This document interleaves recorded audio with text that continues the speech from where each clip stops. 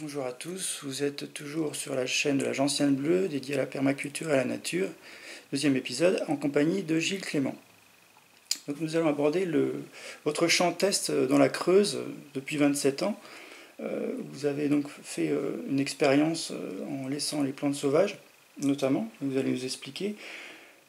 Qu'avez-vous vu apparaître comme insectes ou comme faune rare ou menacée d'extinction dans cette zone test? Alors, dans cette zone test, je me suis toujours intéressé à faire un relevé annuel entomologique, mais un relevé annuel ne suffirait pas, il faudra en faire d'autres, mais j'ai pas beaucoup de temps. Il y a des orthoptères en très grande quantité, ce sont des sauterelles, des grillons, différentes espèces. Et plus récemment, il y a eu j'ai un trou. Celle qui mange son copain là. La menthe La religieuse. menthe. Alors ça, c'est pas ordinaire parce que les menthes religieuses sont plutôt dans un climat plus chaud. De même, un papillon qui s'appelle le Satyrus circé, qui se voit plus généralement dans les zones chaudes et sud de la France, et qui est là depuis quelques années maintenant. Il y en a d'autres, par contre, qui ont complètement disparu. J'ai jamais revu le morio, il y a des animaux que j'ai jamais revus.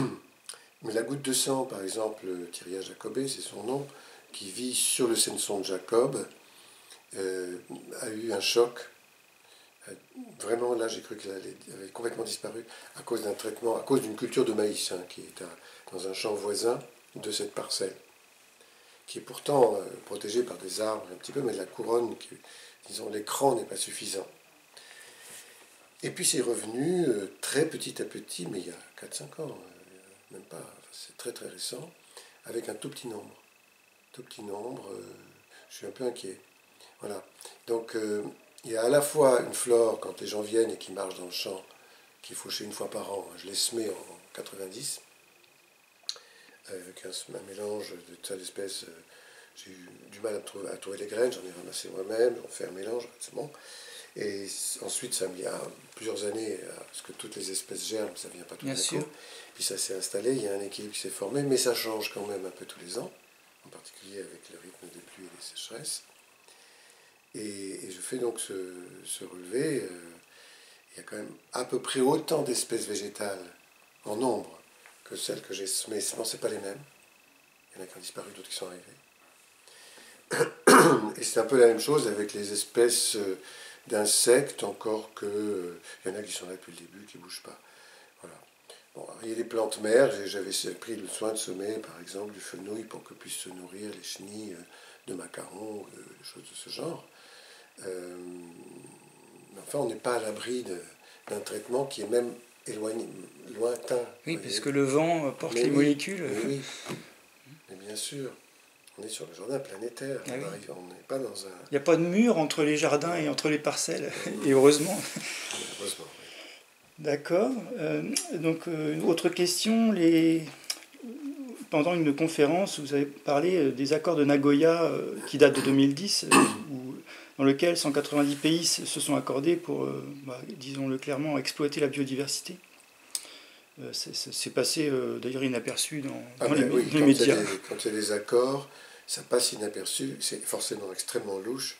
Il y a des accords pour des questions d'argent. Chacun va y gagner, dans le sens où, pendant un petit moment, pas longtemps, où on exploite, on recense la diversité.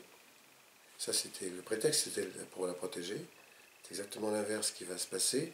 Pour la mettre sur le marché, c'est écrit, c'est ça l'accord de Nagoya, avec des retours de royalties dans chaque pays où a été dénombré telle espèce, telle espèce. Bon. Mais dans un modèle économique qui serait équilibré, on pourrait dire, ok, il y a peut-être une protection et une gestion intelligente. Dans le modèle économique dans lequel on est, c'est la rareté qui fait le prix. Donc ça va forcément détruire cette diversité. Moins il y en aura, plus ça aura de valeur. Et c'est toute la spéculation faite à Svalbard, dans le Spitzberg. J'allais en parler, Voilà. coffre-fort Voilà. en chambre froide. Et Exactement.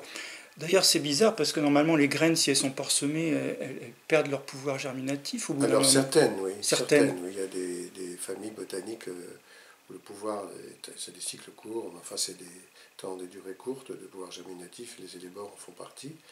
Mais dans d'autres, pas du tout. Chez les graminées... Oui, ça se garde longtemps. Mais enfin, si ça fond, puisqu'on change de climat, la glacière, elle va moins conserver les graines. Ben, c'est ce que je pensais aussi, parce qu'ils vont pas être à l'abri du réchauffement, même Bien si sûr. c'est pour l'instant c'est encore froid, c'est qu'une question de temps. Autre question, vaste question de la décroissance. Selon vous, on devrait se diriger plutôt vers une décroissance soutenable, puisqu'on est dans un système où du tout jetable, même les individus sont jetés à l'heure actuelle, c'est difficile de trouver un emploi par exemple. Il y a beaucoup de choses à remettre en question, c'est tout le système, enfin, quand on regarde bien. Oui, oui, bien sûr. Ben, moi, je n'envisage la croissance que de façon immatérielle, c'est-à-dire qu'on se sert que d'un huitième du cerveau en même temps.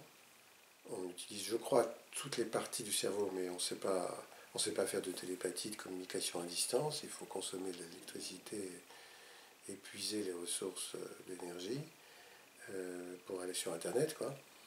Ou téléphone, enfin, je sais pas. On ne sait pas faire grand-chose de ce point de vue parce qu'on n'est pas allé dans cette direction-là. On n'a pas développé par la compréhension et l'intelligence l'accès au génie naturel du monde végétal ou animal, mis au point depuis des millions et des millions d'années avant que nous ne soyons là. Et il y a des recherches à faire là-dessus. Donc pour moi, je mettrais la croissance dans ce domaine-là, et pas dans la consommation de biens matériels dont on ne sait que faire. Que faire. Les déchets augmentent de façon considérable, tout se retrouve dans l'océan et ça crée des continents de plastique et du reste. Ça disqualifie biologiquement, ça acidifie, ça fait monter... Enfin bon, c'est un désastre, c'est stupide. Ça sert à rien, c'est stupide. Notre modèle de convoitise est mauvais.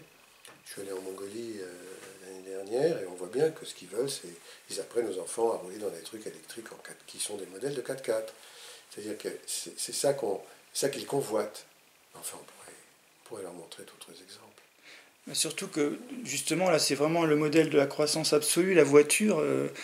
Toujours de plus en plus de voitures, de plus en plus de routes, mais il ne va plus rester beaucoup de nature. Et on le voit bien, il n'y a pas besoin de regarder loin pour le constater. Dans toutes les villes, c'est morcelé. On a utilisé même des bonnes terres agricoles pour faire des grandes surfaces à la place. C'est ça. Il y a à peu près un département français en surface qui disparaît tous les 7 ans maintenant. Avant, c'était tous les 10 ans. Pour faire des routes, des surfaces de parking, des bâtiments, bien entendu. Les zones industrielles prétendues artisanales qui sont en fait des secteurs de distribution du marché. D'abord, c'est hideux, c'est laid, c'est stérile, c'est affreux, quoi. Ça a tous les défauts. Hein. Ça appauvrit les centres-villes qui sont désertifiés. Il faut venir en voiture pour acheter sa bouffe. Enfin, c'est lamentable. Hein. L'énergie grise tout du long, Voilà. Mais alors le modèle est vraiment malade, il va falloir... c'est urgent. C'est très urgent, oui. Parce que, effectivement, si on perd la valeur d'un département, avant c'était tous les 10 ans, maintenant tous les 7 ans, ça s'accélère. Donc il est vraiment grand temps que les politiques s'emparent du problème. Et pas seulement les politiques, c'est tout le monde. Si on doit s'en sortir, oui. C'est tout le monde. C'est tout le monde. Malheureusement, les politiques n'ont pas le pouvoir pour l'instant. On vote pour des gens qui n'ont plus de pouvoir. C'est les multinationales qui prennent le pouvoir. Alors il faut arriver à initier des projets qui sont hors du champ politique officiel. C'est ce que j'appelle l'alternative ambiante. Ce sont des initiatives locales. Et heureusement, il y en a beaucoup. Mais c'est minuscule. Hein. Ça reste modeste. Comme les villes en transition, c'est un espoir. Oui, bien sûr, bien sûr. D'accord. Je vous remercie de nous avoir accordé cet entretien. Merci à vous. Au revoir.